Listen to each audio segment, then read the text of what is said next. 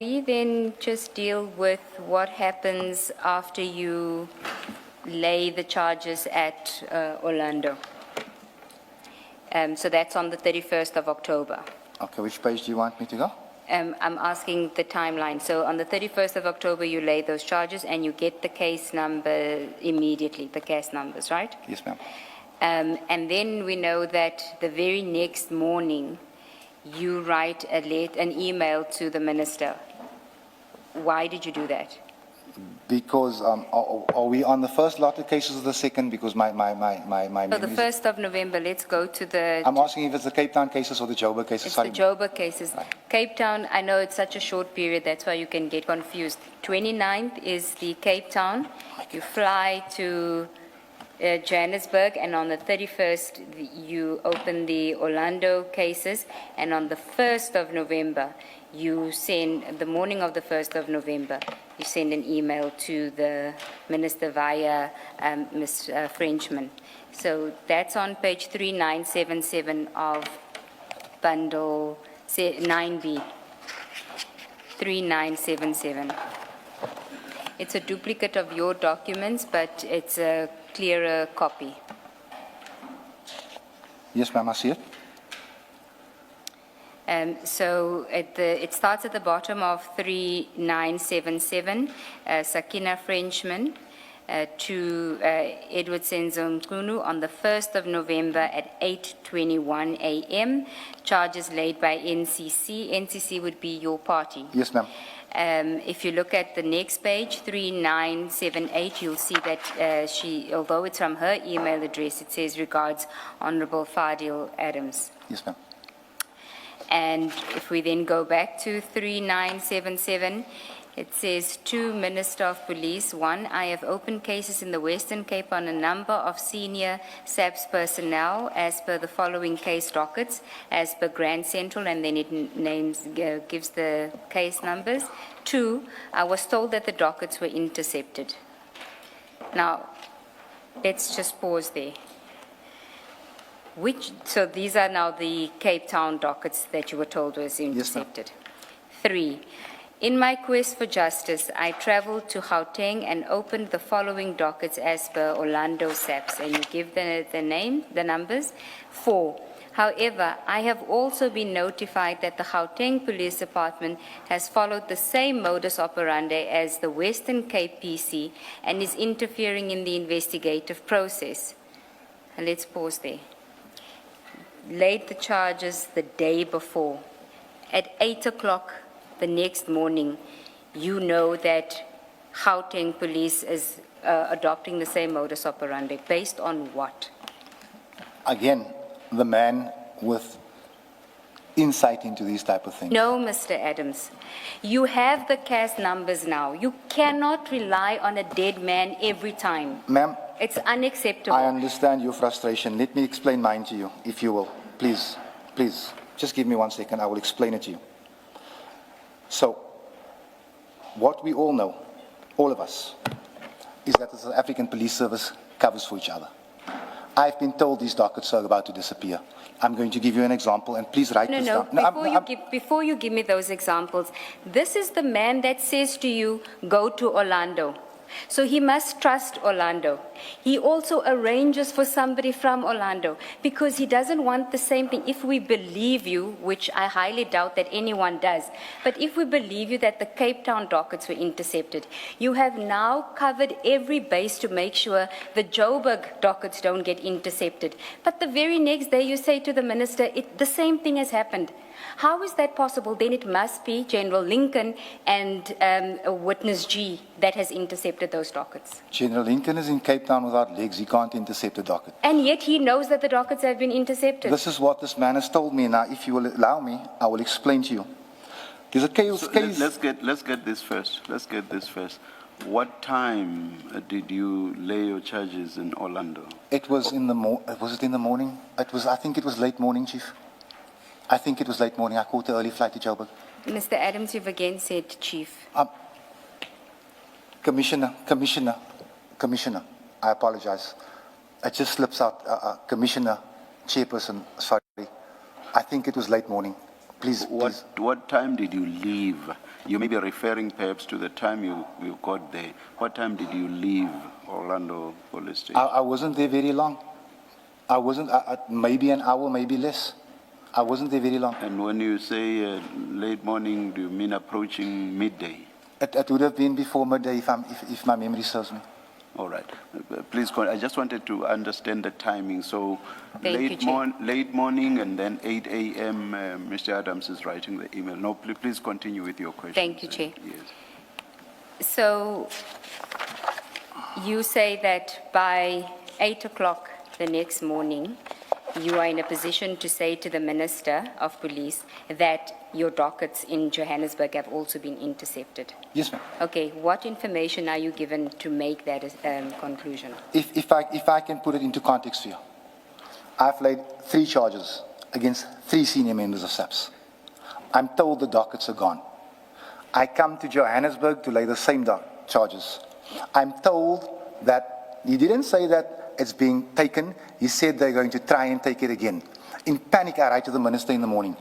Minister, please assist. But that's not what you say to the Minister. Mr. Mube, sorry to do this to you. If we go back to witness G's affidavit, what he said in paragraph 91 was that they were going to meet the following day in the afternoon. So it could not have been in the morning if what he says in his affidavit is correct. I think it was in the morning, and I can also tell you I did not speak to witness G the day before. No, he says when you contacted him requesting assistance, he informed you that he would be in the Orlando precinct area the following day and that you could meet with him at Orlando Police Station in the afternoon. Can you just show me the page, please, Mr. G? I can just read it for The myself. same file 3918, 3918. paragraph 91. No, sir. I did not contact him the day before. And But the issue is not when you contacted him. The issue is when you met with him at the Orlando Police Station. I still think it was the morning. But that is why I say we can refer to the docket. The docket Are will you tell us. sure or you think? Are you sure? We're talking about events that happened 19 months ago. It's hard for me to say it was the morning. In my head, I think it was before midday, Commissioner. But it's possible that it could have been afternoon. I wouldn't say it's impossible, but I still think it was in the morning. Sorry, Mr. Mube, you may continue. Can you go to page 3895? 38? 95. In fact, if we can go to 3899 first.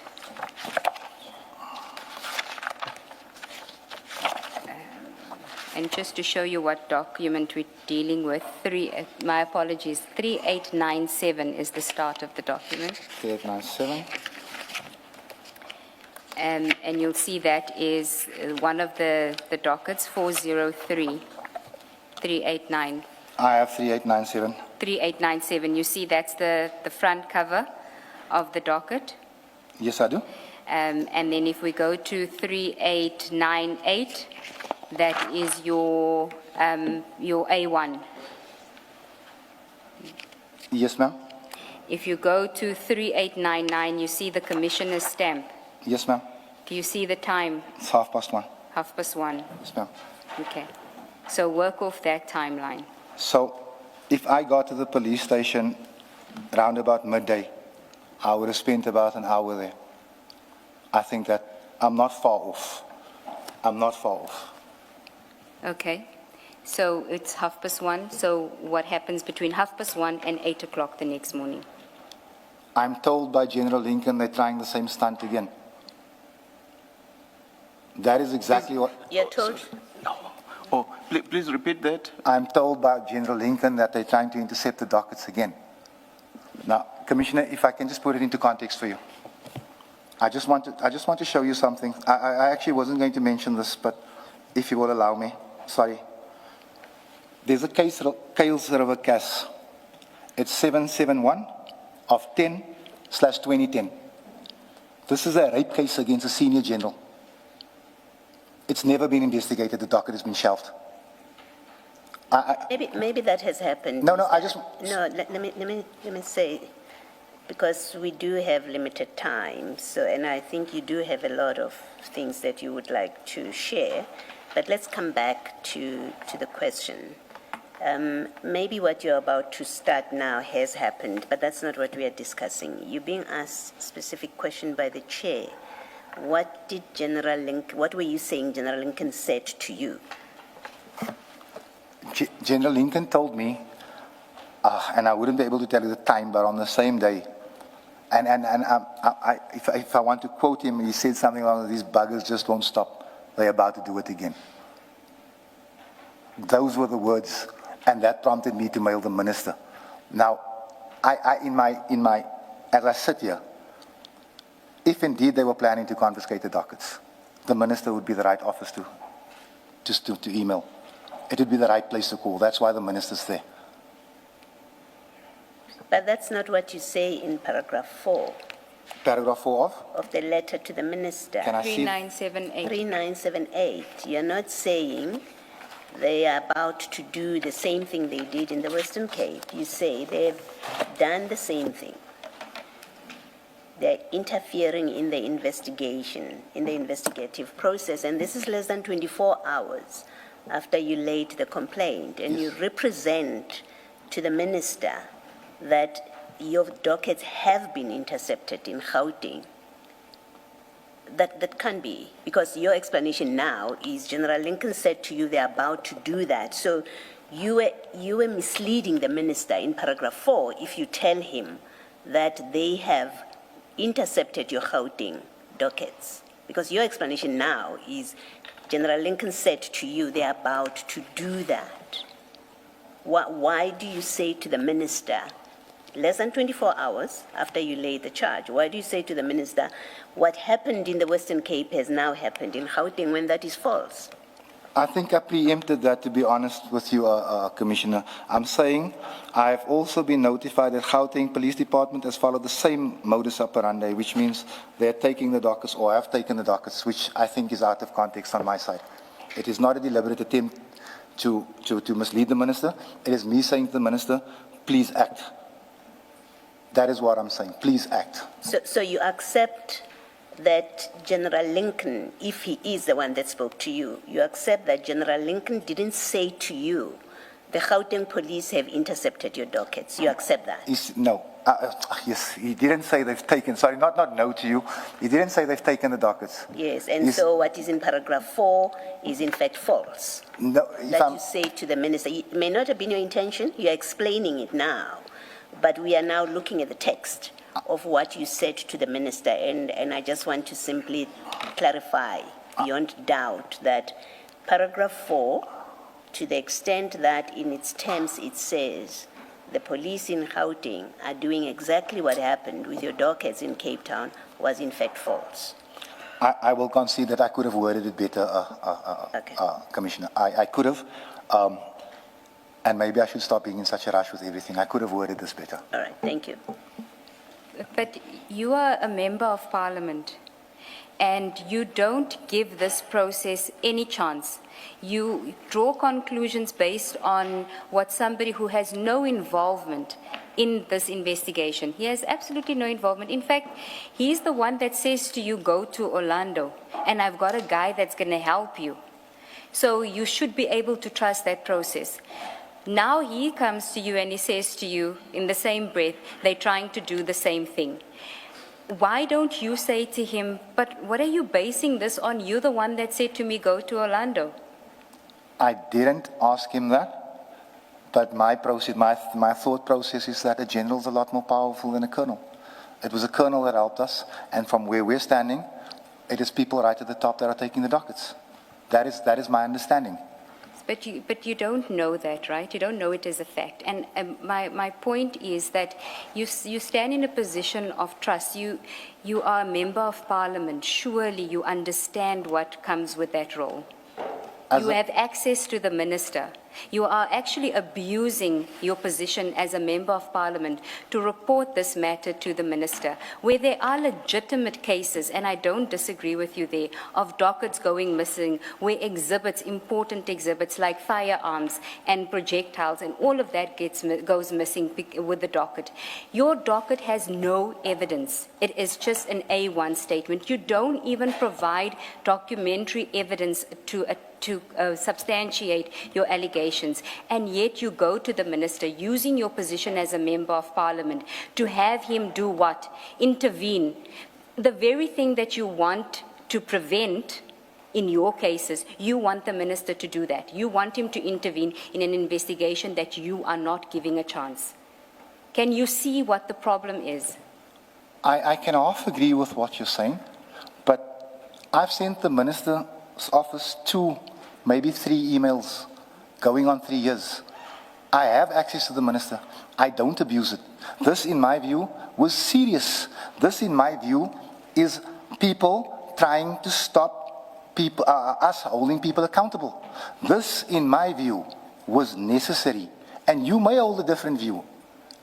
But I did not abuse the minister, and I certainly did not ask the minister to get involved in the investigative process. I asked the minister, and if you read paragraph 5, to intervene and ensure the integrity of the investigative process. That's all I'm asking. Now, was the investigative process, was it being allowed? In my view, no. In the view of the commissioners, yes. And it's up to them to make that determination. But I feel that as a member of parliament, I had every right to send that email, as I had every responsibility to lay that case. I hear you, advocate, when you say that my docket only holds an A1 statement. I'm being told that I mishandle the information. If I put it in the docket for anyone to see, I would have been guilty of mishandling the information. I kept the information intending to give it to the investigating officer. Mr. Adams, but the investigative process hasn't even started yet. And you're already telling the minister that that it's being interfered with. It hasn't started. There hasn't even been an investigating officer assigned to this. Advocate, if I may, I explained yesterday. I'm surrounded by people whose murder dockets and rape dockets have disappeared. This is a reality to me. I understand you may not understand that, but I'm asking you to indulge me that stolen dockets are what we deal with. If your docket was stolen, your 3 dockets, you could easily just go and do 3 more dockets because it had nothing in it. It was A1 statements. That's all it was. The question that I would like to ask is, well, I can't ask the commission questions, but I'm going to state that it's not necessary for anyone to open 3 cases on the same issue. It should I be investigated agree with first. you, and you shouldn't have done it. I agree with you. You shouldn't have. You should have allowed the Cape Town process to run its course. You had no basis to even go to Orlando. And then when you get to Orlando, you don't even give that process. It's hardly been registered on the system, and already you're sending an email to the minister. And that is why General Mkwanazi says, at the crack of dawn, you're sending an email to the minister. You have just lodged the charges the day before. What General Mkwanazi doesn't say is that the dockets ended up in a safe in Pretoria. And we'll get to that process, and you know very well why it ended up there. It was part of the process that you initiated because you complained to the minister. We'll explain that when we get there. Yes. Mr. Adams, the problem is the appearances of all of this, that and going back, you start with documents that come in under your door. You don't know who gave you the documents. You act on the documents, and I'm not questioning it for purpose of what I'm saying now. That I'm not saying you shouldn't have acted. You act on the documents. You go and lay a charge, and the very next day you're already saying, I've been told that the dockets have been intercepted by someone who's not in a position to speak for themselves because they're not here. And you say, I then go to Orlando. That person makes arrangements for you that you should go and meet. So you get special treatment, basically, which is someone is going to hold your hand that is trusted, take you into a police station, hand you over to obviously someone that they trust. You lay the complaint again with them on all 3 dockets, and the very next day, in fact, to say the very next day is to be generous, in less than 24 hours of you laying that charge, you are now writing to the minister. Ms. Ncube will take us there. We then see even the minister's office acting on the very same day, escalating it. All of it looks unseemly. It looks like a scheme that was generated to culminate the way it did, which is at IDEC, who Ms. Johnson has accepted. They have no business to get involved with this, but it looks like a well-orchestrated scheme because your conduct doesn't make sense. And even allowing for the possibility that you may have been fed wrong information by General Lincoln, because we now know that there was no basis for you to say the dockets have been intercepted, they have been, even in Gauteng. Even allowing for that, he may have misled you, maybe because he also was part of a scheme, I don't know. But allowing for that, you are a member of parliament, you are a thinking member of parliament. And when you're told dockets have been intercepted, you're expected to ask the necessary questions, including about Gauteng. If General Lincoln says to you, your dockets have been intercepted, as a responsible member of parliament and a thinking member of parliament, it's unthinkable that you wouldn't ask basic questions like, hey, how do you know this? Let me phone the gentleman, the person that I reported to yesterday, and ask them, where are my dockets in the scheme, before you escalate things to the minister. There's just something wrong about this whole process. For lack of a better word, it stinks of machinations. Do you want to comment? Yes, please, Commissioner. Commissioner, I acted only because I wanted these cases investigated. I had no other motive. I emailed the minister twice. The minister's office responded twice. I'm actually appreciative of the response because other ministers don't respond. I understand exactly what you're saying, but I can tell you as I sit here today, this thing was done because we needed to get this investigation going. And also, we don't have, I don't think this commission will allow me the time to explain why provincial SAPs had no business fetching those dockets. They had no business. That was against the chain of custody, and that is what triggered my response. But I accept what you're saying. I mean, what you're saying, you know, when you connect dots, which is not a lawful process, but when you connect dots, it does stink. I will concede to that. But my motivation here was, I'm not letting you get away with this. That was it. And that is my stubborn speaking, but it is what it is.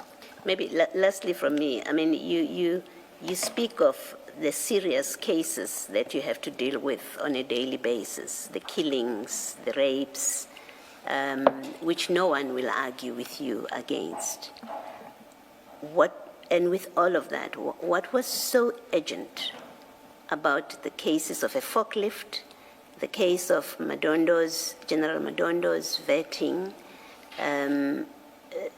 General Kumalo's vetting, and General Masemula?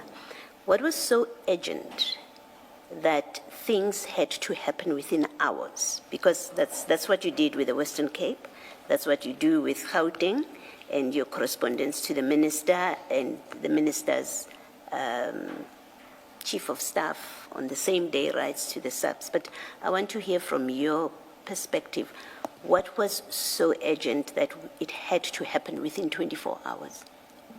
If I may, Commissioner? Thank you. What was important to me about this is that on the basis of what I've seen, and these are only allegations, like I say, I wanted it followed up by an investigation, is that there's a possibility that at the very top of crime intelligence, people are A, stealing, B, promoting people with criminal records to top positions. And like you said, it just seemed to stink, and I wanted it clean. They don't know where the drug dealers are in Cape Town. They don't know where the guns are in Cape Town. One police officer can sell 2,700 guns to the gangs in Cape Town, and crime intelligence doesn't know. So for me, this was important. If we can't detect crime, we can't fight crime. And if we have incompetent and compromised people at crime intelligence, we might as well close the place. Yeah, okay, That thank was you. important to me. Yeah, no, you haven't answered my question about why was it urgent in this case. Why was it urgent? And the agent of 24 hours, I'm not talking agent generally, I'm talking agent of 24 hours, that your complaint about General Madondo and her vetting and her polygraph should be investigated and be finished within 24 hours. The same with General Kumalo. It's that, my question is that direct. Why in this case was it the urgency of within 24 hours you needed to have, you haven't given them documents, by the way. You've just done an A1 statement.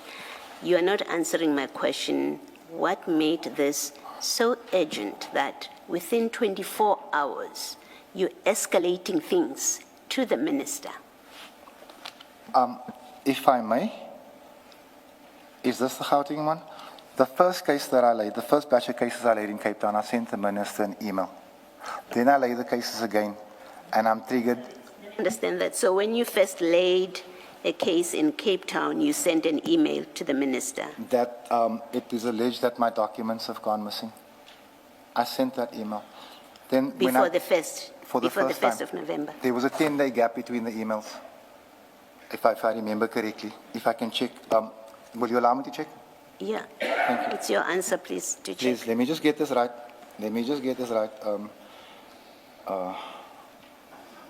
I don't want to get this wrong. Just keep, if the commission will just allow me. Oh, I need to go into this thing now.